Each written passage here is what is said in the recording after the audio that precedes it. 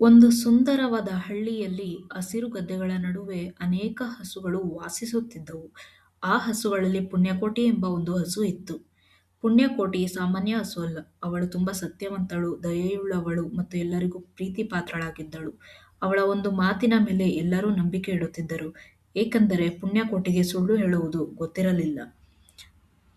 ಪ್ರತಿದಿನ ಬೆಳಿಗ್ಗೆ ಪುಣ್ಯಕೋಟಿ ಕಾಡಿನ ಹತ್ತಿರದ ಹುಲ್ಲುಗಾವಲಿಗೆ ಹೋಗಿ ಮೇಯುತ್ತಿತ್ತು. ಅವಳು ಯಾವಾಗಲೂ ತನ್ನ ಕರುವನ್ನು ಪ್ರೀತಿಯಿಂದ ನೋಡಿಕೊಳ್ಳುತ್ತಿತ್ತು. ಸತ್ಯ ಮತ್ತು ಪ್ರಾಮಾಣಿಕತೆ ಜೀವನದ ದೊಡ್ಡ ಸಂಪತ್ತು ಎಂದು ಪುಣ್ಯಕೋಟಿ ನಂಬಿದ್ದಳು. ಅದೇ ಕಾಡಿನಲ್ಲಿ ಒಂದು ಭಯಂಕರ ಹುಲಿ ವಾಸಿಸುತ್ತಿತ್ತು. ಅದರ ಹೆಸರು ಅರಬುದ. ಅದು ಬೇಟೆಯಾಡಿ ಬದುಕುತ್ತಿತ್ತು. ಕಾಡಿನ ಎಲ್ಲಾ ಪ್ರಾಣಿಗಳು ಆ ಹುಲಿಯನ್ನು ನೋಡಿ ಭಯಪಡುತ್ತಿದ್ದವು. ಒಂದು ದಿನ ಪುಣ್ಯಕೋಟಿ ಹುಲ್ಲು ಮೇಯಲು ಕಾಡಿನೊಳಗೆ ಹೋಯಿತು. ಆ ಸಮಯದಲ್ಲಿ ಹುಲಿ ಪುಣ್ಯಕೋಟಿಯನ್ನು ಕಂಡಿತು. ಹುಲಿ ಹೇಳಿತು, ಇಂದು ನನಗೆ ಒಳ್ಳೆಯ ಆಹಾರ ಸಿಕ್ಕಿತು, ನಿನ್ನನ್ನು ನಾನು ತಿನ್ನುತ್ತೇನೆ. ಪುಣ್ಯಕೋಟಿಗೆ ಭಯವಾಯಿತು, ಆದರೆ ಅವಳು ಧೈರ್ಯ ಕಳೆದುಕೊಳ್ಳಲಿಲ್ಲ.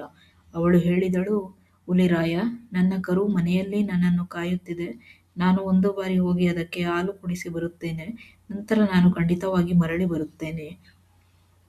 ಹುಲಿಗೆ ಆಶ್ಚರ್ಯವಾಯಿತು.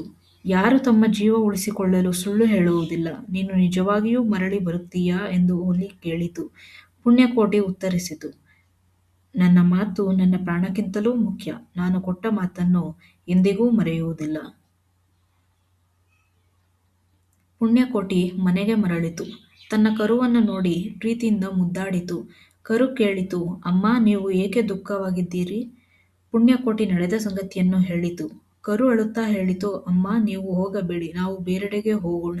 ಆದರೆ ಪುಣ್ಯಕೋಟಿ ಹೇಳಿತು, ಮಗನೇ, ಸತ್ಯವನ್ನು ಬಿಟ್ಟು ಬದುಕುವುದಕ್ಕಿಂತ ಸತ್ಯಕ್ಕಾಗಿ ನಿಲ್ಲುವುದು ಉತ್ತಮ. ಪುಣ್ಯಕೋಟಿ ತನ್ನ ಮಾತನ್ನು ಉಳಿಸಿಕೊಳ್ಳಲು ಮತ್ತೆ ಕಾಡಿನ ಕಡೆ ಹೊರಟಿತು. ಎಲ್ಲಾ ಪ್ರಾಣಿಗಳು ಆಶ್ಚರ್ಯಪಟ್ಟವು. ಈ ಹಸು ತನ್ನ ಜೀವವನ್ನು ಬಿಟ್ಟು ಮಾತನ್ನು ಉಳಿಸಿಕೊಳ್ಳಲು ಹೋಗುತ್ತಿದೆ ಎಂದು ಅವು ಹೇಳಿಕೊಂಡವು.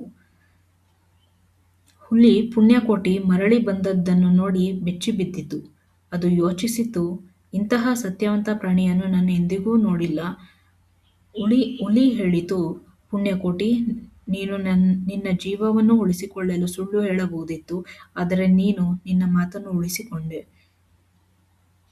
ಆ ದಿನದಿಂದ ಹುಲಿಯ ಮನಸ್ಸು ಬದಲಾಯಿತು. ಅದು ಕ್ರೂರ ಜೀವವನ್ನು ಬಿಟ್ಟು ದಯೆ ಮತ್ತು ಪ್ರೀತಿಯ ಮಾರ್ಗವನ್ನು ಆಯ್ಕೆ ಮಾಡಿಕೊಂಡಿತು.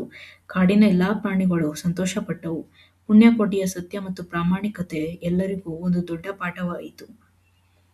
ಪುಣ್ಯಕೋಟಿಯ ಕತೆ ನಮಗೆ ಒಂದು ಮಹತ್ವದ ಸಂದೇಶ ನೀಡುತ್ತದೆ. ನಾವು ಎಷ್ಟೇ ಕಷ್ಟ ಬಂದರೂ ಸತ್ಯದ ಮಾರ್ಗವನ್ನು ಬಿಡಬಾರದು. ಪ್ರಾಮಾಣಿಕತೆ, ದಯೆ ಮತ್ತು ಕೊಟ್ಟ ಮಾತನ್ನು ಉಳಿಸುವ ಗುಣಗಳು ನಮ್ಮನ್ನು ಶ್ರೇಷ್ಠ ವ್ಯಕ್ತಿಗಳನ್ನಾಗಿ ಮಾಡುತ್ತದೆ.